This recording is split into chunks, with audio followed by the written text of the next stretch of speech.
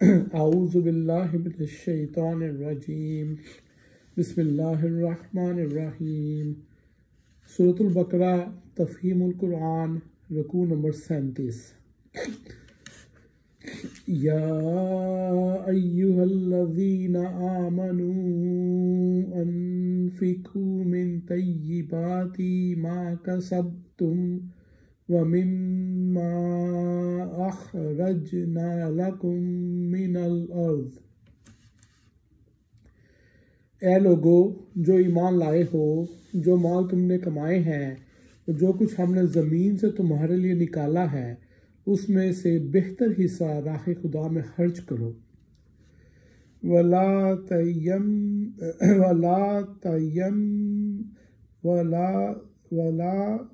تَيَمَّمُوا الْخَبِيثَ مِنْهُ تُنْفِقُونَ وَلَسْتُمْ بِآخِذِيهِ إِلَّا أَن تُغْمِضُوا فِيهِ۔ ایسا نہ ہو کہ اس کی راہ میں دینے کے لیے بری سے بری چیز چھانٹنے کی کوشش کرنے لگو، حالانکہ وہی چیز اگر کوئی تمہیں دے تو تم ہرگز اسے لینا گوارا نہ کرو گے، الا یہ کہ اس کو قبول کرنے میں تم اغماض برت جاؤ۔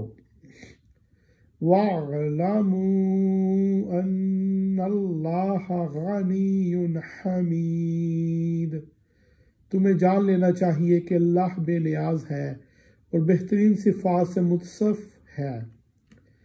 ظاہر ہے کہ جو خود اعلیٰ درجے کی صفات سے متصف ہو وہ برے اور صاف رکھنے والوں کو پسند نہیں کر سکتا۔ اللہ تعالیٰ خود فیاض ہے اور اپنی مخلوق پر ہر آن بخشش و عطا کے دریا بہا رہا ہے۔ کس طرح ممکن ہے کہ وہ تنگ نظر، کم حوصلہ اور پست اخلاق لوگوں سے محبت کرے؟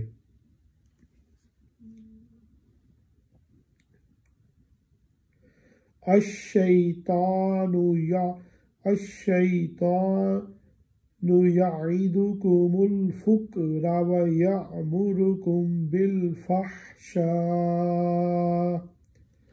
شیطان تمہیں مفلسی سے ڈراتا ہے اور شرمناک طرز عمل اختیار کرنے کی ترغیب دیتا ہے۔ واللہ یعدکم مغفرۃ منہ وفضلا، مگر اللہ تمہیں اپنی بخشش اور فضل کی امید دلاتا ہے۔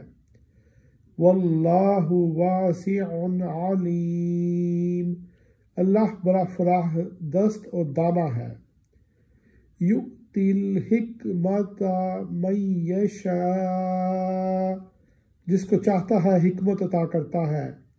ومن یؤت الحکمۃ فقد اوتی خیرا کثیرا، اور جس کو حکمت ملی اسے حقیقت میں بڑی دولت مل گئی۔ حکمت سے مراد صحیح بصیرت اور صحیح قوت فیصلہ ہے۔ یہاں اس ارشاد سے مقصود یہ بتانا ہے کہ جس شخص کے پاس حکمت کی دولت ہوگی وہ ہرگز شیطان کی بتائی ہوئی راہ پر نہ جائے گا، بلکہ اس راہ کشادہ کو اختیار کرے گا جو اللہ نے دکھائی ہے۔ شیطان کے تنگ نظر مریدوں کی نگاہ میں یہ بڑی ہوشیاری اور عقل مندی ہے کہ آدمی اپنی دولت کو سنبھال کر رکھے اور ہر وقت مزید کمائی کی فکر ہی میں لگا رہے، لیکن جن لوگوں نے اللہ سے بصیرت کا نور پایا ہے ان کی نظر میں یہ عین بے وقوفی ہے۔ حکمت و دانائی ان کے نزدیک یہ ہے کہ آدمی جو کچھ کمائے اسے اپنی متوسط ضروریات پوری کرنے کے بعد دل کھول کر بھلائی کے کاموں میں خرچ کرے۔ پہلا شخص ممکن ہے کہ دنیا کی اس چند روزہ زندگی میں دوسرے کی بنسبت بہت زیادہ خوشحال ہو، لیکن انسان کے لیے یہ دنیا کی زندگی پوری زندگی نہیں، بلکہ اصل زندگی کا ایک نہایت چھوٹا سا جز ہے۔ اس چھوٹے سے جز کی خوشحالی کے لیے جو شخص بڑی اور بے پایہ زندگی کی بدحالی مول لیتا ہے وہ حقیقت میں سخت بے وقوف ہے۔ عقل مند دراصل وہی ہے جس نے اس مختصر زندگی کی مہلت سے فائدہ اٹھا کر تھوڑے سرمایہ ہی سے اس ہمیشگی کی زندگی میں اپنی خوشحالی کا بندوبست کر لیا۔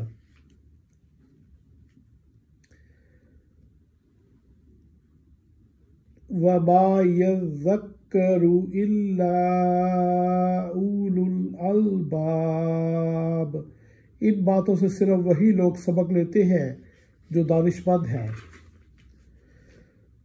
وَمَا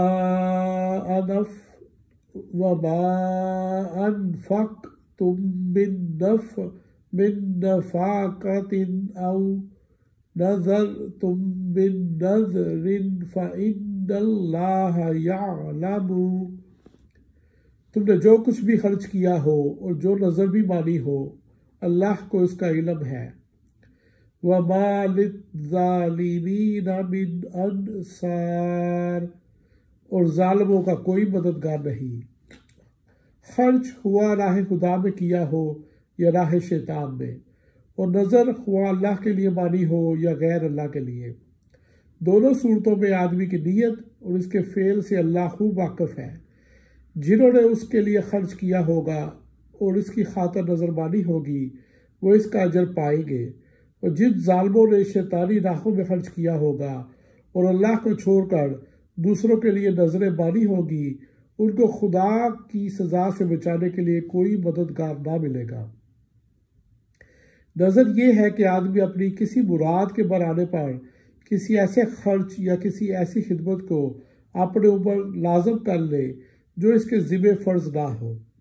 اگر یہ مراد کسی حلال و جائز امر کی ہو اور اللہ سے مانگی گئی ہو اور اس کے بر آنے پر جو عمل کرنے کا عہد آدمی نے کیا ہے وہی وہ اللہ ہی کے لیے ہو، تو ایسی نظر اللہ کی اطاعت میں ہے اور اس کا پورا کرنا اجر و ثواب کا موجب ہے۔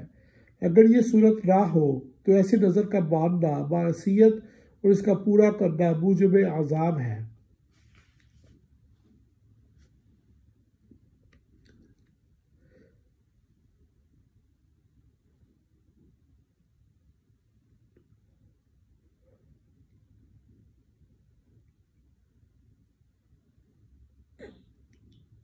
ان تبدوا الصدقات فنعما ہی،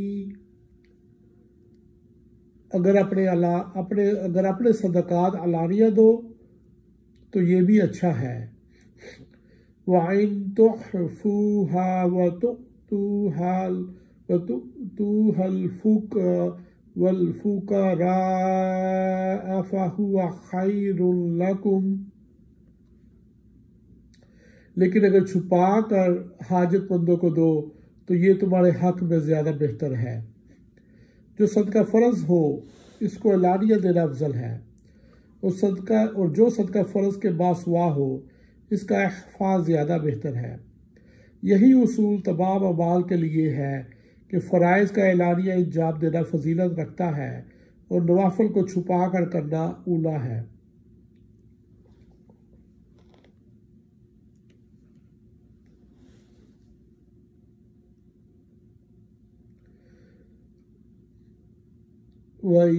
وَيُكَفِّرُ عَنْكُم مِّن سَيِّئَاتِكُمْ،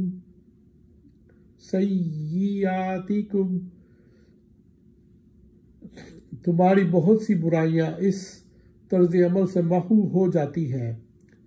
یعنی چھپا کر نیکیاں کرنے سے آدمی کے نفس و اخلاق کی مسلسل اصلاح ہوتی چلی جاتی ہے، اس کے اوصاف حمیدہ خوب نشو و نما پاتے ہیں، اس کی بری صفات رفتہ رفتہ مٹ جاتی ہے، اور یہی چیز اس کو اللہ کے ہاں اتنا مقبول بنا دیتی ہے کہ جو تھوڑے بہت گناہ اس کے نامہ اعمال میں ہوتے بھی ہیں، انہیں اس کی خوبیوں پر نظر کرتے ہوئے اللہ تعالیٰ معاف فرما دیتا ہے۔ وَاللَّهُ بِمَا تَعْمَلُونَ خَبِيرٌ، اور جو کچھ تم کرتے ہو اللہ کو بہرحال اس کی خبر ہے۔ لَيْسَ عَلَيْكَ هُدَاهُمْ وَلَكِنَّ اللَّهَ يَهْدِي مَن يَشَاءُ، لوگوں کو ہدایت بخش دینے کی ذمہ داری تم پر نہیں ہے۔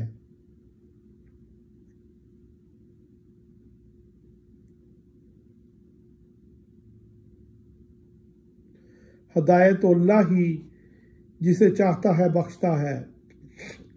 وَمَا تُنْفِقُوا مِنْ خَيْرٍ فَلِأَنفُسِكُمْ،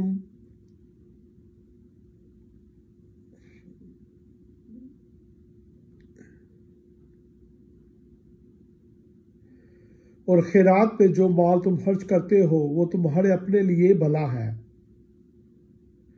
وَمَا تُنْفِقُونَ إِلَّا ابْتِغَاءَ وَجْهِ اللَّهِ، آخر تم اس لیے تو خرچ کرتے ہو کہ اللہ کی رضا حاصل ہو۔ وَمَا تُنْفِقُوا مِنْ خَيْرٍ يُوَفَّ إِلَيْكُمْ وَأَنْتُمْ لَا تُظْلَمُونَ، تو جو کچھ مال تم خیرات میں خرچ کرو گے اس کا پورا پورا اجر تمہیں دیا جائے گا اور تمہاری حق تلفی ہرگز نہ ہوگی۔ ابتدا میں مسلمان اپنے غیر مسلم رشتہ داروں اور عام غیر مسلم اہل حاجات کی مدد کرنے میں تعامل کرتے تھے۔ ان کا خیال یہ تھا کہ صرف مسلمان حاجت مندوں ہی کی مدد کرنا انفاق فی سبیل اللہ ہے۔ اس آیت میں ان کی یہ غلط فہمی دور کی گئی ہے۔ ارشاد الہی کا مطلب یہ ہے کہ ان لوگوں کے دلوں میں ہدایت ادار دینے کی ذمہ داری تم پر نہیں ہے، تم حق بات پہنچا کر اپنی ذمہ داری سے سبکدوش ہو چکے۔ اب یہ اللہ کے اختیار میں ہے کہ ان کو بصیرت کا نور عطا کرے یا نہ کرے۔ رہا دنوی مال و متاع سے ان کی حاجتیں پوری کرنا، تو اس میں تم محض اس وجہ سے تعامل نہ کرو کہ انہوں نے ہدایت قبول نہیں کی ہے۔ اللہ کی رضا کے لیے جس حاجت مند انسان کی بھی مدد کرو گے اس کا اجر اللہ تمہیں دے گا۔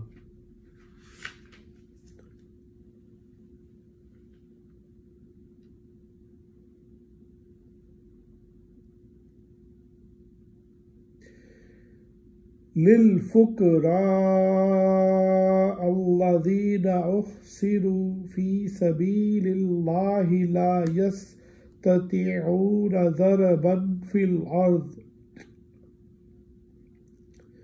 خاص طور پر مدد کے مستحق وہ تنگ دست لوگ ہیں جو اللہ کے کام میں ایسے گھر گئے ہیں کہ اپنی ذاتی کسب معاش کے لیے زمین میں کوئی دوڑ دھوپ نہیں کر سکتے۔ يَحْسَبُهُمُ الْجَاهِلُ أَغْنِيَاءَ مِنَ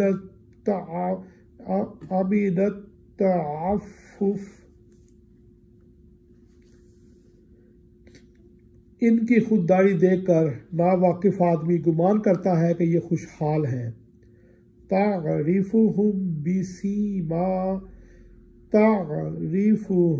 بِسِيمَاهُمْ، تم ان کے چہروں سے ان کی اندرونی حالت پہچان سکتے ہو۔ لا يسألون الناس إلحافا، مگر وہ ایسے لوگ نہیں ہیں کہ لوگوں کے پیچھے پڑ کر کچھ مانگے۔ وما تنفقوا من خیر فإن اللہ بہ علیم، ان کی اعانت میں جو کچھ مال تم خرچ کرو گے وہ اللہ سے پوشیدہ نہ رہے گا۔ اس گروہ سے مراد وہ لوگ ہیں جو خدا کے دین کی خدمت میں اپنے آپ کو ہمتاً وقف کر دیتے ہیں۔ وہ سارا وقت دینی خدمات میں صرف کر دینے کی وجہ سے اس قابل نہیں رہتے کہ اپنی معاش پیدا کرنے کے لیے کوئی جدوجہد کر سکے۔ نبی صلی اللہ علیہ وآلہ وسلم کے زمانے میں اس قسم کے رضاکاروں کا ایک مستقل گروہ تھا جو تاریخ میں صحابہ صفہ کے نام سے مشہور ہے۔ یہ 300-400 آدمی تھے جو اپنے اپنے گھر بار چھوڑ کر مدینہ آ گئے تھے۔ ہمہ وقت حضور صلی اللہ علیہ وآلہ وسلم کے ساتھ رہتے تھے، ہر خدمت کے لیے ہر وقت حاضر تھے۔ حضور صلی اللہ علیہ وآلہ وسلم جس محب پر چاہتے انہیں بھیج دیتے تھے، اور جب مدینے سے باہر کوئی کام نہ ہوتا اس وقت یہ مدینے ہی میں رہ کر دین کا علم حاصل کرتے اور دوسرے بندگان خدا کو اس کی تعلیم دیتے رہتے تھے۔ چونکہ یہ لوگ پورا وقت دینے والے کارکن تھے اور اپنی ضروریات فراہم کرنے کے لیے اپنے ذاتی وسائل نہ رکھتے تھے، اس لیے اللہ تعالیٰ نے عام مسلمانوں کو توجہ دلائی کہ خاص طور پر ان کی مدد کرنا انفاق فی سبیل اللہ کا بہترین مصرف ہے۔ صدق اللہ العظیم۔